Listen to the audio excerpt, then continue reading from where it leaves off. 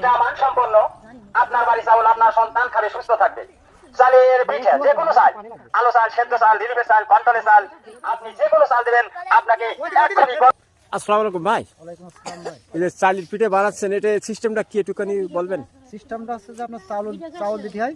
জি, চাউল দেওয়ার পরে মনে করেন যে ওই মেশিন দিয়ে আপনার পিঠাটা বেরোয়। পিঠে বেরোয়। আপনি এই চালের ভিতরে কি কি উপাদান দিচ্ছেন? আমরা চিনি দিচ্ছি আর আর কি? লবণ।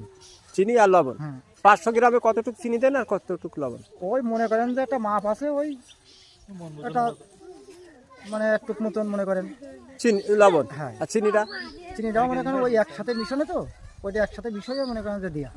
আপনি এই কাজের সাথে কতদিন ধরে জড়িত? তা মনে করেন আজকে 3 বছর মতো। তো এতে মোটামুটি ভালো হয়। আলহামদুলিল্লাহ ভালো। আপনার বাসা কোথায়? আমার বাসা ছুটি। ঠিক আছে।